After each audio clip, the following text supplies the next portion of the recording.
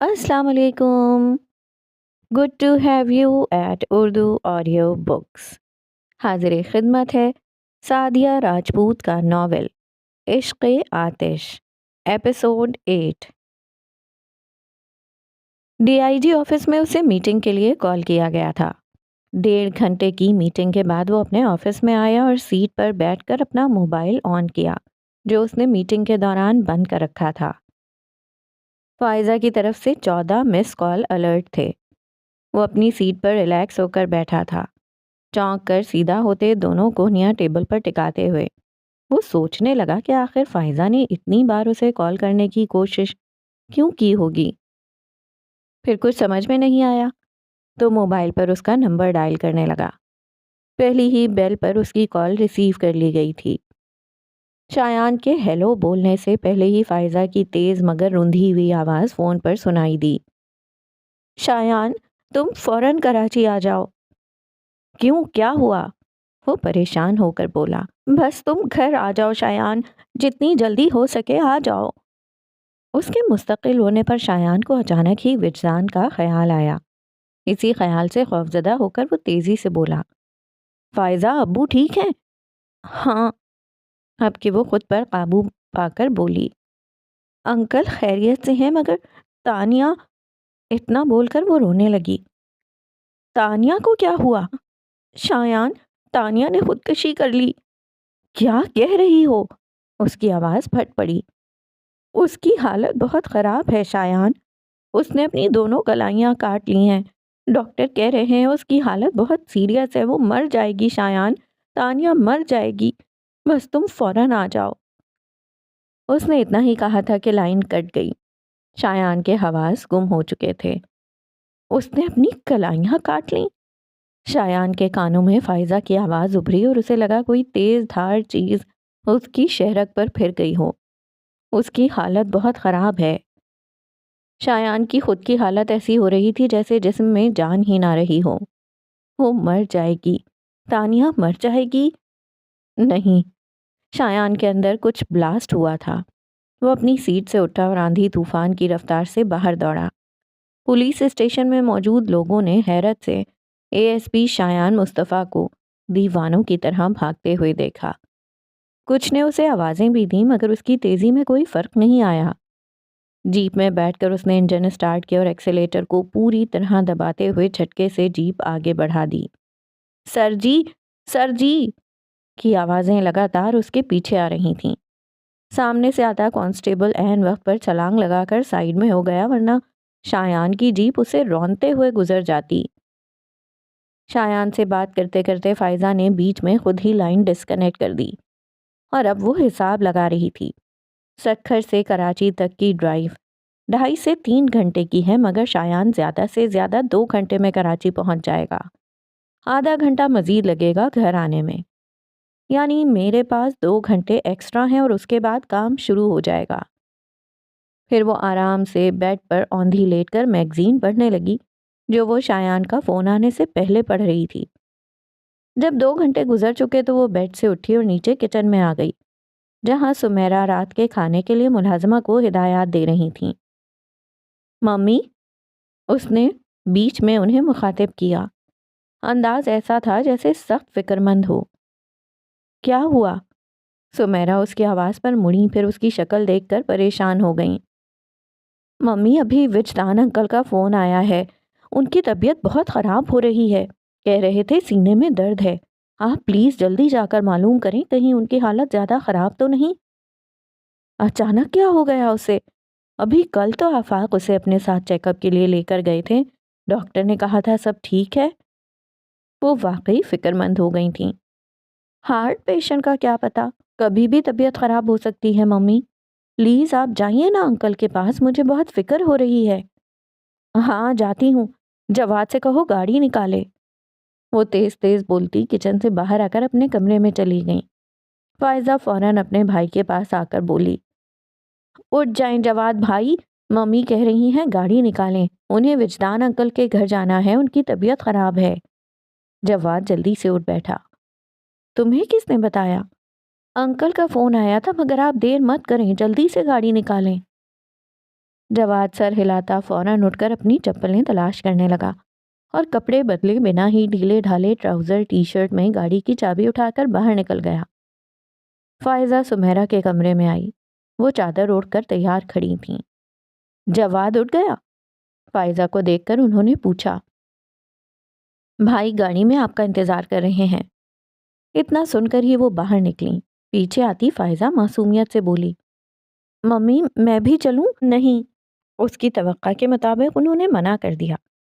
امی اکیلی ہو جائیں گی اور تمہاری چچی بھی میکے گئی ہوئی ہیں، ورنہ وہ سنبھالتی۔ انہیں کھانا کھلا کر ٹائم سے دوا دے دینا۔ اور تم نے اپنے پاپا کو فون کیا ہے؟ چلتے چلتے رک کر انہوں نے پوچھا تو فائزہ گڑبڑا گئی۔ پاپا کو فون کرنے کی کیا ضرورت ہے؟ ضرورت سے کیا مطلب؟ وہ خفا ہوئی اور کوریڈور میں رکھا ٹیلی فون سیٹ اٹھا کر آفاق کو فون ملا دیا۔ آفاق آپ فوراً وجدان کی طرف آ جائیں، اس کی طبیعت صحیح نہیں ہے۔ نہیں، اس کا فون آیا تھا، فائزہ سے بات ہوئی۔ ہاں میں بھی جا رہی ہوں۔ اچھا ٹھیک ہے۔ فائزہ اپنا سر پکڑ کر کھڑی تھی۔ سمیرا نے آفاق سے بات کر کے فون رکھا تو اس نے فوراً انہیں پکڑ کر باہر دھکیلا کہ کہیں وہ کسی اور کو بھی فون نہ کر دیں۔ انہیں بھیج کر فائزہ نے تانیہ کا نمبر ملایا اور اس کے فون اٹھانے کا انتظار کرنے لگی۔ فائزہ کیسی ہو؟ اس کا نمبر فلیش ہوتا دیکھ کر تانیہ نے کال ریسیو کرتے ہی کہا، میں بالکل ٹھیک ہوں۔ اچھا سنو، تم فوراً گھر آ جاؤ۔ کیوں؟ خیریت؟ ایک سرپرائز ہے۔ میں اس وقت پورچ میں ہی کھڑی ہوں، بس فریش ہو کر آ جاتی ہوں۔ فریش یہاں آ کر ہو جانا، دیر کرنے کی ضرورت نہیں ہے، بس فوراً چلی آؤ۔ اچھا بابا، آ رہی ہوں، تانیہ نے کہا۔ وہ پورچ میں گاڑی روک کر دروازہ کھولے اس سے بات کر رہی تھی۔ فون بند کر کے وہ واپس گاڑی میں بیٹھی اور ریورس کر کے گیٹ سے باہر لے گئی۔ مریم لان میں ہی تھیں۔ اسے پورچ میں کھڑے فون پر بات کرتے دیکھ کر وہ اس کی طرف آئیں، مگر ان کے پہنچنے سے پہلے ہی وہ گاڑی میں بیٹھ کر گیٹ سے باہر جا چکی تھی۔ جس وقت وہ فائزہ کے گھر پہنچی رات کے 9 بج رہے تھے۔ فائزہ گاڑی کی آواز پر باہر آ گئی، پھر تانیہ کو ساتھ لیے وہ اندر سٹنگ روم میں آ بیٹھی۔ ہاں کہو، کیا سرپرائز ہے؟ تانیہ کاؤچ پر بیٹھنے کے بعد بولی۔ شایان نے مجھے پروپوز کیا ہے، فائزہ نے بازو لپیٹ کر اسے دیکھتے ہوئے سپاٹ لہجے میں کہا۔ تانیہ کچھ دیر تک بول نہیں پائی۔ مبارک ہو، جب کہا تو اس کی آواز بے حد دھیمی تھی۔ اوہ شٹ اپ، فائزہ ایک دم ہی پھٹ پڑی۔ یہ کیا تماشا لگا رکھا ہے تم دونوں نے؟ وہ تم سے محبت کرتا ہے اور تم اس سے محبت کرتی ہو، مگر شادی کسی اور سے کرو گے۔ شایان نے کبھی مجھ سے محبت نہیں کی۔ وہ آزردہ سی ہو گئی۔ ریلی؟ وہ استہزائیہ انداز میں بولی۔ تانیہ کو برا لگا۔ ہاں، شایان نے کبھی نہیں کہا کہ اسے مجھ سے محبت ہے۔ تم سے نہیں کہا ہوگا، مگر میرے سامنے اس نے سینکڑوں بار اعتراف کیا ہے کہ وہ تمہیں چاہتا ہے۔ وہ تب کر بولی۔ تانیہ بس اسے دیکھ کر رہ گئی۔ اب وہ ٹہل ٹہل کر اپنے غصے پر قابو پانے کی کوشش کرتے ہوئے زور زور سے بول رہی تھی۔ اچھی بھلی لو سٹوری ہے، مگر نہیں، ٹریجڈی کا ہونا بہت ضروری ہے۔ نہ بنے کوئی اور ظالم سماج، یہ کام خود بھی تو کیا جا سکتا ہے۔ نہ جانے کہاں کہاں سے لنگڑی لولی قسم کی مجبوریاں برآمد کر کے سوگ منایا جا رہا ہے۔ تم اتنا کیوں الجھ رہی ہو؟ اگر تمہیں کچھ شک ہے تو انکار کر دو۔ وہ تو میں کر ہی دوں گی، تمہارے مشورے کی ضرورت نہیں ہے، مگر تم اقرار کیوں نہیں کرتی؟ جب شایان ہی نے کبھی کچھ کہا نہیں تو میں کیوں کہتی؟ اسے بھی غصہ آ گیا۔ فینٹاسٹک! وہ اور بھی بھڑک گئی۔ محبت کرنے سے پہلے کیا اس کی اجازت لی تھی جو اب تمہیں اس کی طرف سے گارنٹی چاہیے؟ کمال ہو گیا، 21ویں صدی کی بولڈ لیڈی محبت کے معاملے میں 18ویں صدی کی دوشیزہ ثابت ہو رہی ہیں۔ جیپ رکنے کی آواز سن کر وہ چپ ہوئی، پھر بولی، آ گئے مجنوں صاحب لیلا لیلا پکارتے۔ آج تو آمنا سامنا ہو کر رہے گا، جتنی بار دل چاہے آئی لو یو کہلوا لینا۔ شایان آیا ہے؟ تانیہ سٹپٹا گئی۔ فائزہ کے جواب سے پہلے ہی فل یونیفارم میں ملبوس وحشت زدہ چہرہ لیے شایان کھلے دروازے سے اندر چلا آیا۔ فائزہ سٹنگ روم کے طور پر استعمال ہونے والے ہال کے بیچوں بیچ کھڑی تھی۔ جبکہ تانیہ ایک سائڈ میں ہو کر کاؤچ پر بیٹھی تھی، اسی لیے شایان کی اس پر نظر نہ پڑ سکی۔ وہ سیدھا فائزہ کے پاس چلا آیا۔ تانیہ کیسی ہے؟ کون سے اسپتال میں لے کر گئے ہیں؟ فائزہ چڑی ہوئی تو پہلے ہی تھی، بھڑک کر بولی، مر گئی تانیہ۔ پھر شایان کے فق ہوتے چہرے کو دیکھ کر اسے احساس ہوا کہ اس نے ایک انتہائی بات کہہ دی تھی، تو فوراً ہی کہا، ارے کچھ نہیں ہوا تانیہ کو، وہ دیکھو ٹھیک ٹھاک بیٹھی ہے۔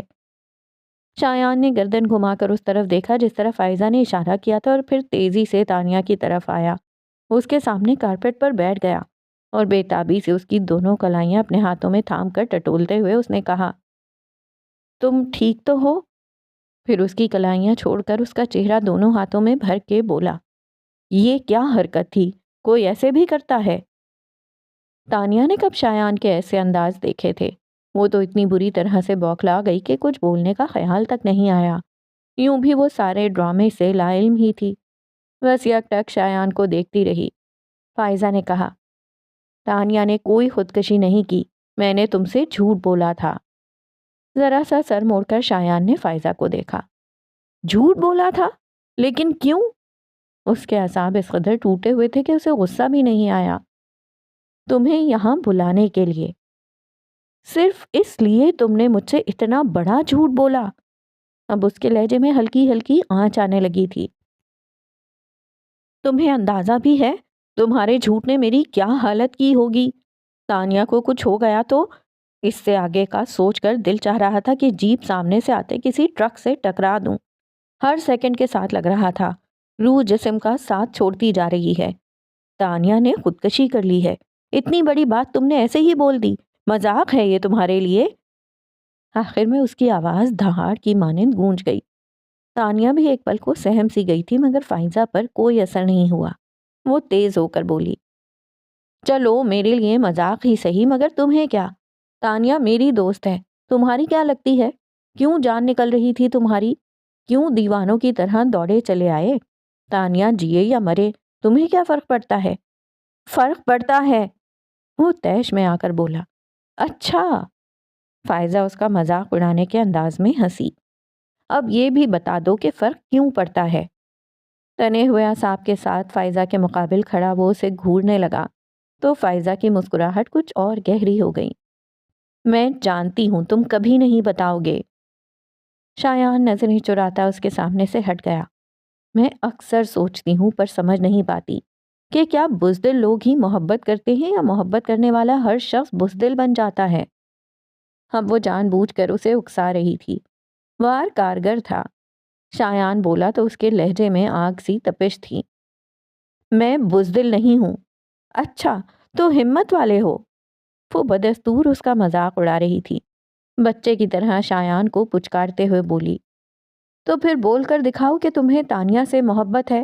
چلو شاباش، بولو، اب بولو بھی۔ وہ دونوں اس پر جھگڑا کر رہے تھے اور تانیہ بس منہ اٹھائے تماشائیوں کی طرح ٹکر ٹکر دیکھ رہی تھی۔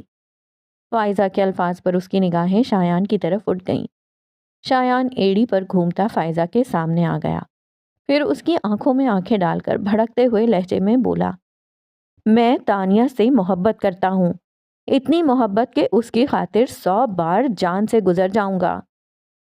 آنکھیں میچ کر سانس باہر چھوڑتی تانیہ نے آج جانا تھا کبھی کبھی لفظ بھی زندگی بن جاتے ہیں، مگر اگلے لمحے لفظوں نے ہی اس کی روح کھینچ لی تھی۔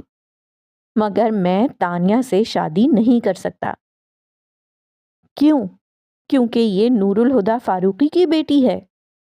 تانیہ نے اپنے پاپا کے حوالے پر حیران ہو کر فائزہ کو دیکھا۔ نہیں، شایان نے تردید کرتے ہوئے کہا، کیونکہ یہ اظہر فاروقی کی پوتی ہے۔ فائزہ نے تعصب سے اسے دیکھا۔ اگر یہ بات اتنی ہی اہم تھی تو محبت کرنے سے پہلے اس کا شجرہ نسب معلوم کر لیا ہوتا۔ پھر وہ تانیہ کی طرف مڑی۔ سنا تم نے؟ یہ وجہ تھی تم سے گریز کرنے کی، بلکہ تم کہاں جانتی ہوگی؟ میں بتاتی ہوں۔ تم ملیحہ فاروقی کو جانتی ہو؟ اظہر فاروقی کی اکلوتی بیٹی تھی وہ، اور تمہارے پاپا کی کزن۔ لیکن ان کا ایک اور تعارف بھی ہے، وہ شایان کی ماں تھی۔ پتہ نہیں تم جانتی بھی ہو یا نہیں، مگر ان کی اور وجدان انکل کی لو میرج تھی، اور اظہر فاروقی اس شادی کے خلاف تھے۔ جب وہ کسی طرح نہیں مانے تو آنٹی نے گھر چھوڑ دیا اور بس کہانی ختم؟ نہیں فائزہ، کہانی تو اس موڑ سے شروع ہوئی تھی۔ شایان نے دکھی لہجے میں کہنا شروع کیا۔ میری ماں کی زندگی کے اذیت بھرے لمحوں کی کہانی۔ وہ اپنے بابا جان سے بہت محبت کرتی تھیں اور انہیں لگتا تھا وہ بھی ان سے اتنی ہی محبت کرتے ہیں اور ایک دن وہ اپنی بیٹی کی خوشی کی خاطر اس رشتے کو قبول کر لیں گے، مگر ایسا نہیں ہوا۔ ان کی انا نے امی کو توڑ کر رکھ دیا، مگر نانا جان نہیں جھکے اور امی یہ سہ نہیں پائیں۔ جانتی ہو تانیہ، صرف 20 برس کی عمر میں میری ماں مر گئی، صرف 20 برس کی عمر میں۔ تانیہ کے لیے یہ خبر نئی نہیں تھی، لیکن شایان کے لہجے کا کرب محسوس کیے بنا نہ رہ سکی اور سر جھکا لیا۔ کون ذمہ دار ہے؟ میں نے اپنی ماں کو کھو دیا، کس کا قصور ہے؟ اور ابو؟ اس نے اپنے ہونٹ کاٹے۔ مجھے وہ کبھی زندہ نہیں لگے۔ پانے اور کھونے میں اہم وہ نہیں ہوتا جو پایا ہو، جو کھو دیا ہو۔ اس کا درد زیادہ محسوس ہوتا ہے۔ میں تمہیں درد نہیں دے سکتا تانیہ۔ امی نے ایک رشتے کو پا کر ایک رشتے کو کھو دیا تھا، پر اس رشتے کو کھو دینے کا ملال زندگی بھر نہیں گیا، اور تم ایک شایان مصطفیٰ کو پانے کے لیے کتنے رشتوں کو کھو دو گی، اور کھو کر کیا جی پاؤ گی؟ تانیہ کی آنکھوں سے آنسو گرنے لگے اور شایان کو اپنا جواب مل گیا۔ فائزہ کو تانیہ کے آنسو دیکھ کر دکھ ہوا تھا۔ تم غلطی پر ہو شایان، تانیہ کو کچھ کھونا نہیں پڑے گا۔ سبھی کہتے ہیں نور الہدیٰ فاروقی بہت مہربان شخص ہیں، گھنی چھاؤں کی طرح ان کے دل میں ہر کسی کا درد سما جاتا ہے۔ وہ اتنے کیئرنگ ہیں کہ کسی تھرڈ پرسن کے لیے بھی آؤٹ آف دا وے جا سکتے ہیں۔ وہ کبھی اپنی بیٹی کے ساتھ زیادتی نہیں ہونے دیں گے۔ لیکن اظہر فاروقی ان کی کمزوری ہیں، اور ان کی سافٹ نیچر ہی انہیں کبھی نانا جان سے بغاوت کرنے نہیں دے گی، اور نانا جان مجھے کبھی قبول نہیں کریں گے۔ تمہیں ریجیکٹ کر کے وہ آخر کسے ریجیکٹ کریں گے؟ اپنی ہی بیٹی کو۔ فائزہ نے دلیل دی۔ وہ اپنی بیٹی کو ریجیکٹ کر چکے ہیں۔ شایان نے اس کی دلیل رد کر دی۔ فائزہ کچھ بول نہ پائی۔ تانیہ بے حس نگاہوں سے کارپیٹ کو گھورتی ان دونوں کی باتیں سنتی جا رہی تھی۔ اسے لگ رہا تھا وہ آج صرف سننے کے لیے ہی یہاں آئی تھی۔ اس نے کہیں بھی کچھ بولنے کی کوشش نہیں کی، مگر شایان کی اگلی ہی بات نے اسے بولنے پر مجبور کر دیا۔ شایان نے کہا تھا، نانا جان صرف انا پرست اور سخت مزاج ہی نہیں ہیں، وہ ضدی اور گھمنڈی بھی ہیں۔ امی نے ابو سے شادی کر کے ان کا گھمنڈ توڑا تھا، اور نانا جان اس بات کو کبھی نہیں بھولیں گے۔ مجھے قبول کرنا ان کے لیے ہار ماننے جیسا ہے۔ انہوں نے وجدان مصطفیٰ سے ہار نہیں مانی، مجھ سے کیسے ہار مان لیں گے؟ بیٹی کی موت ان کی ضد نہ توڑ سکی، تانیہ ان کی ضد کے آگے کیسے ٹھہر پائے گی؟ ان کی ضد ٹوٹ چکی ہے شایان۔ میں نے انہیں آنٹی کو یاد کر کے روتے ہوئے دیکھا ہے۔ میں مانتی ہوں دادا جان اپنی ضد پر اڑ گئے تھے، پر آنٹی نے بھی تو ضد نہیں چھوڑی۔ پھر کون کس سے شکایت کرے؟ مانا وہ غصے میں تھے اور غصے میں انہوں نے آنٹی کو اپنی زندگی اور گھر سے بے دخل بھی کر دیا، تو کیا باپ کو اپنی اولاد سے ناراض ہونے کا بھی حق نہیں؟ اور آخر کتنے عرصے تک ناراض رہتے؟ وہ ایک دن تو مان ہی جاتے۔ چلو مانا آنٹی کو زندگی نے مہلت نہیں دی، پر انکل کو تو انہیں منانے آنا چاہیے تھا۔ آنٹی آخر ان کی اکلوتی بیٹی تھیں، اور یہ سن کر کہ وہ اب اس دنیا میں نہیں رہیں، دادا جان کا غصہ اپنے آپ ہی ختم ہو جاتا، اور وہ انکل کو اور تمہیں اپنے خاندان کا فرد مان لیتے۔ وہ خود کو بابا جان کی طرفداری کرنے سے روک نہیں پائی تو ان کی حمایت میں بول پڑی۔ شایان چپ کر کے اس کی بات سنتا رہا، پھر جب وہ چپ ہوئی تو کہا، اپنی غلط فہمی دور کر لو، نانا جان امی کے جنازے میں شامل تھے۔ کیا؟ تانیہ سچ مچ حیران ہو گئی۔ نہ ہی کبھی یہ سوچنا کہ وہ اپنی ضد چھوڑ چکے ہیں۔ ان کے آنسو کس احساس میں بہہ جاتے ہیں میں نہیں جانتا، لیکن اگر واقعی ایسا ہوا ہوتا تو وہ ابو کو نہ سہی کم از کم مجھے قبول کر لیتے، مگر 27 سال میں وہ ایک بار بھی مجھ سے نہیں ملے۔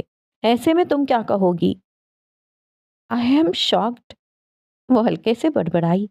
شایان ایک بار پھر اس کے پاس آ بیٹھا۔ کارپیٹ پر بیٹھ کر اس نے تانیہ کے دونوں ہاتھ تھام لیے۔ تانیہ، میں نے تمہیں خود سے بڑھ کر چاہا ہے، پھر بھی مجھ میں حوصلہ ہے کہ تمہیں کھو دوں، لیکن تم کھو جاؤ گی تو میں سہ نہیں پاؤں گا۔ शायान। तानिया ने उसका नाम लेकर कुछ कहना चाहा पर गला रुंध गया तो वो चुप होकर होंठ काटने लगी। उसे तकलीफ में देखकर शायान ने धीरे से सरगोशी की। I am sorry. तानिया की आंखों से आंसू लड़ियों में बहने लगे थे।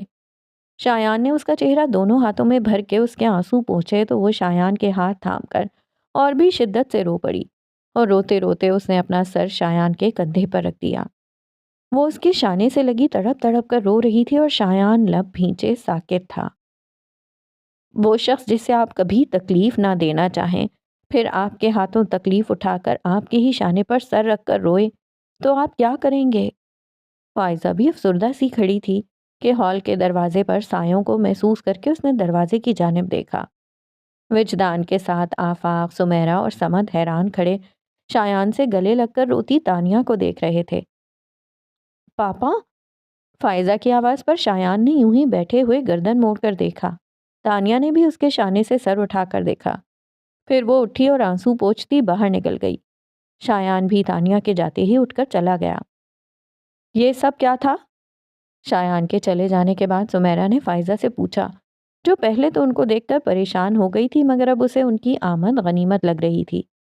खुद पर काबू पाकर वो बोली, आप लोग आराम से बैठ जाएं, मैं सब बताती हूँ। तानिया का यूं गेट से लौट जाना मरियम को अचंभे में डाल रहा था।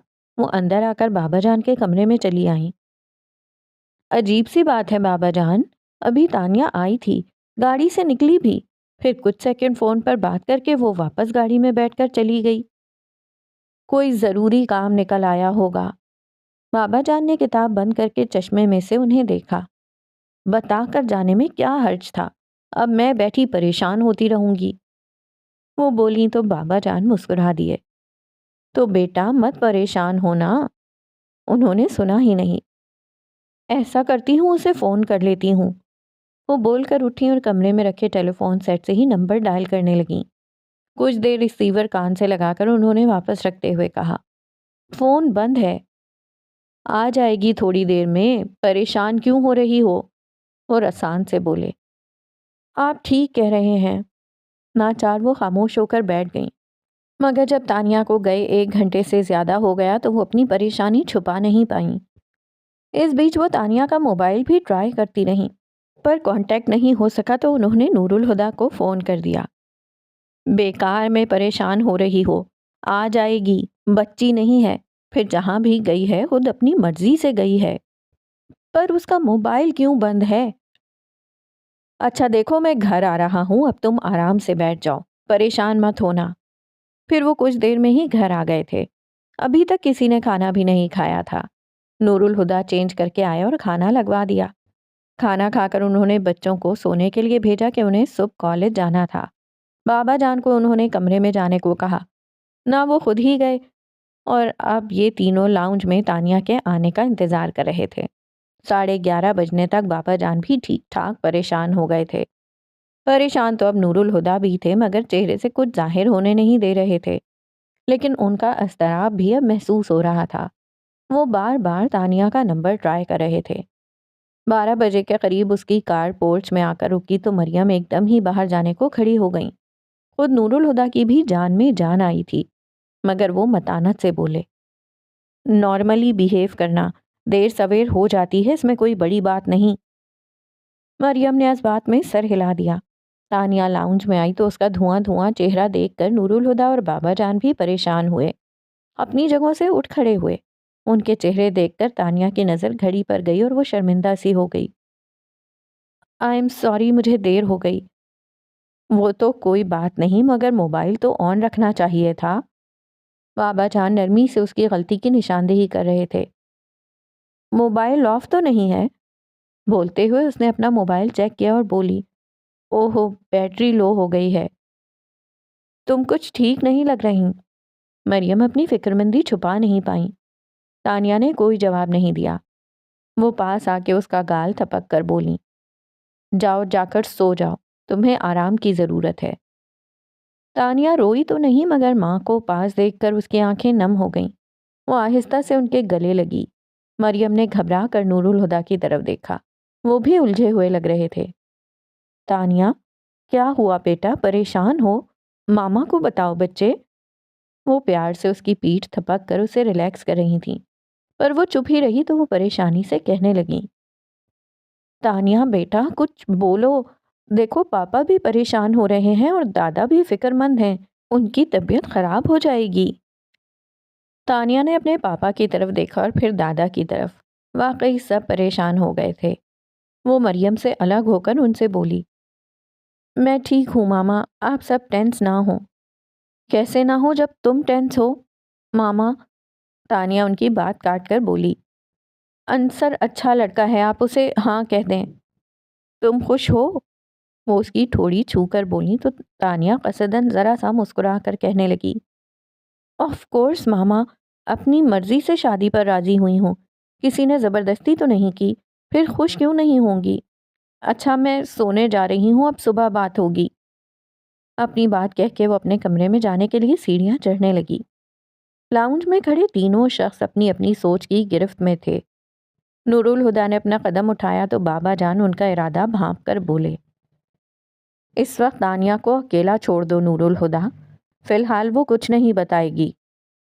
نور الہدیٰ ان کی طرف دیکھ کر زہر خند لہجے میں بولے، میں اپنی بیٹی کو اس کے دکھوں کے ساتھ اکیلا نہیں چھوڑ سکتا، جیسے آپ نے اپنی بیٹی کو تنہا چھوڑ دیا تھا۔ ملیحہ کے ذکر پر مریم کے تن بدن میں آگ لگ گئی تھی، مگر مصلحتاً وہ کچھ بولے بغیر پلٹ کر اپنے کمرے میں چلی گئیں۔ نور الہدیٰ نے ایک نظر جاتی ہوئی مریم کو دیکھا، پھر خود بھی سیڑھیاں چڑھنے لگے۔ لاؤنج میں تنہا رہ گئے بابا جان کی آنکھیں نم ہو گئیں۔ ملیحہ کی موت کے لیے نور الہدیٰ مجھے کبھی معاف نہیں کرے گا۔ ان کے گال بھیگتے جا رہے تھے۔ نور الہدیٰ نے تانیہ کے کمرے کا دروازہ کھول کر اندر دیکھا۔ نائٹ بلب کی روشنی میں وہ دوسری طرف کروٹ لیے بیڈ پر لیٹی تھی۔ آہستہ سے دروازہ بند کرتے بیڈ پر بیٹھ کر وہ کچھ بھی بولے بنا اس کے بالوں میں انگلیاں چلانے لگے۔ تانیہ نچلا ہونٹ دانتوں میں دبائے بے حس لیٹی رہی، پھر اس سے رہا نہیں گیا تو ایک دم سے پاپا کہتی پلٹ کر ان سے لپٹ گئی۔ پاپا کی جان! اس کے گرد بازو پھیلاتے نور الہدیٰ نے تانیہ کو اپنے پرشفقت حصار میں لے لیا۔ اس کا نام شایان ہے، میں اس سے پہلی بار فائزہ کے گھر پر ملی تھی، پھر وہ کچھ دن بعد یونیورسٹی آیا تھا۔ ان کے سینے پر سر رکھے آنسوؤں کے بیچ اٹک اٹک کر بتانے لگی تھی۔ دھیرے دھیرے اسے تھپکتے نور الہدیٰ ہر سیکنڈ کے ساتھ 1 انچ خوف کی دلدل میں دھنستے جا رہے تھے۔ وجدان اور ملیحہ کا ذکر کیے بغیر تانیہ نے اپنے 3 سالوں کا ہر پل کھول کر ان کے سامنے رکھ دیا تھا۔ اپنی سوچوں سے ابھر کر نور الہدیٰ نے اپنے سینے پر سر رکھ کر سوتی تانیہ کو دیکھا۔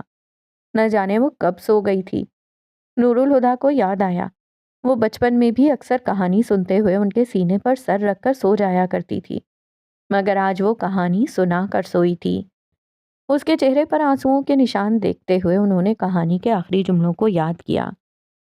وہ کہتا ہے مجھ سے شادی نہیں کر سکتا، اس کے پیرنٹس کا کوئی پرابلم ہے، پر آپ فکر مت کریں پاپا، میں اسے بھول جاؤں گی۔ بھول جانا آسان نہیں ہوتا۔ اس کے چہرے سے بال سمیٹ کر ماتھا چومتے ہوئے نور الہدیٰ نے سوچا تھا۔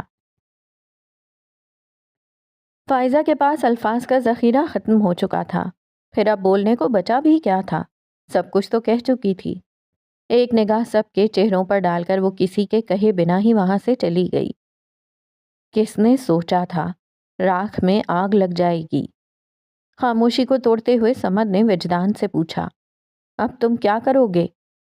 دونوں ہاتھوں کی انگلیاں آپس میں پھنسائے بیٹھے وجدان فیصلے پر پہنچ چکے تھے۔ میں ہادی بھائی سے ملنا چاہتا ہوں۔ تم پاگل تو نہیں ہو گئے؟ آفاق برس پڑے۔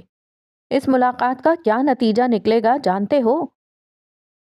شایان کی بات بالکل ٹھیک ہے، گڑے مردے نہ ہی اکھاڑے جائیں تو بہتر ہے۔ اس معاملے کو یہیں ختم کر دو۔ اگر معاملے کو ہوا دو گے تو بڑے طوفان کھڑے ہونے کا خطرہ ہے۔ اگر طوفان میری زندگی سے نہیں ٹلتے تو کوئی کیا کر سکتا ہے؟ کم از کم خود سے طوفانوں کو دعوت مت دو۔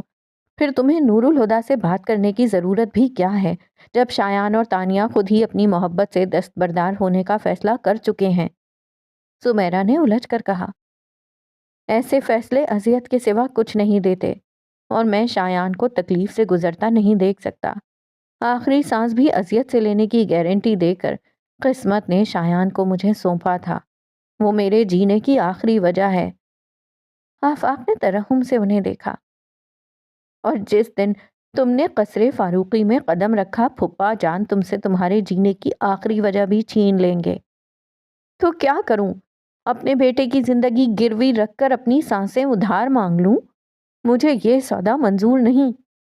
وہ تو ٹوک انداز میں بولے اور پھر کہا، ملیحہ کہا کرتی تھی محبت بوجھ نہیں ہوتی، پھر بھی جھکا دیتی ہے۔ میں جاننا چاہتا ہوں اس کی بات میں کتنا سچ ہے۔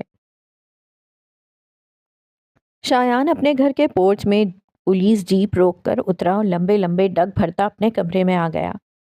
شرٹ کے نیچے جسم کا وہ حصہ جہاں اس نے تانیہ کے آنسوؤں کی نمی محسوس کی تھی اب بھٹی کی طرح سلگ رہا تھا۔ شرٹ پینٹ سے باہر کھینچ کر اس نے گریبان کے بٹن کھول دیے اور دوسرے ہاتھ سے اپنے شانے کو مسلنے لگا، مگر سانس کی آمد و رفت بدستور مشکل ہی رہی۔ اندرونی کشمکش جنون کا روپ دھار چکی تھی۔ اس نے اپنے ہاتھ کا مکہ بنا کر ایک دھاڑ کے ساتھ سامنے دیوار پر دے مارا۔ اب وہ پاگلوں کی طرح چلاتے ہوئے دیوار پر مکے برسا رہا تھا۔ اس کے دونوں ہاتھ زخمی ہو چکے تھے اور ان سے خون بہنے لگا تھا، پھر بھی وہ رکا نہیں۔ اس کے توانا بازوؤں کی طاقت سے دیوار کا پینٹ تک اکھڑ چکا تھا، مگر دیوانگی تھی کہ کم ہونے کی بجائے بڑھتی جا رہی تھی۔ اب اس نے کمرے میں رکھی چیزوں کو اٹھا اٹھا کر پھینکنا شروع کیا۔ اس کا دل چاہ رہا تھا پوری دنیا کو تہس نہس کر دے۔ کرسیوں کو اس نے اپنی ٹھوکر سے الٹ کر رکھ دیا، بیڈ پر سے تکیے اور چادر ہوا میں اچھال دیے۔ سائڈ ٹیبل سے لیمپ اٹھا کر دیوار پر مارنے کا ارادہ تھا کہ اس کے تار میں الجھ کر ساتھ رکھا فریم ٹیبل پر الٹ گیا۔ امی! لیمپ چھوڑ کر اس نے ملیحہ کی تصویر والا فریم دونوں ہاتھوں میں کسی قیمتی مگر نازک شے کی طرح احتیاط سے پکڑ لیا اور اپنی آستین سے فریم کے شیشے کو صاف کر کے چومنے کے بعد سینے سے لگاتا کمرے کے وسط میں آ کر فرش پر بیٹھ گیا۔ دیوانگی آنسوؤں میں ڈھل گئی تھی۔ تصویر پر ہاتھ پھیرتا ہوا وہ سرگوشیوں میں کہہ رہا تھا، کتنے آرام سے آپ مجھے چھوڑ کر چلی گئیں۔ اپنے وجود کے حصے سے کوئی ایسے بے نیاز ہوتا ہے؟ زندگی کے ہر پل میں نے آپ کی کمی محسوس کی ہے۔ کہتے ہیں اولاد تکلیف میں ہو تو ماں قبر میں بھی بے چین ہو جاتی ہے۔ آج میں اپنی زندگی کی سب سے بڑی تکلیف سے گزر رہا ہوں۔ کیا آپ چین سے ہیں؟ کیسی ماں ہیں؟ کبھی مجھے گود میں نہیں لیا، کبھی مجھے لوری نہیں سنائی۔ میں ٹھوکر کھا کر گرتا تو کبھی آپ کے ہاتھ مجھے تھامنے کو نہیں بڑھے۔ ترس گیا ہوں آپ کے احساس کو، پر کیا آپ آج بھی مجھے آپ کی آغوش نہیں ملے گی؟ امی، میں آپ کا بیٹا ہوں، آپ کیسے میری تکلیف پر چپ رہ سکتی ہیں؟ آج تو آ جائیں۔ کیا مجھے اتنا بھی حق نہیں کہ اپنی ماں کے گلے لگ سکوں؟ ملیحہ کی تصویر کو سینے میں بھینچ کر وہ پھوٹ پھوٹ کر رو پڑا۔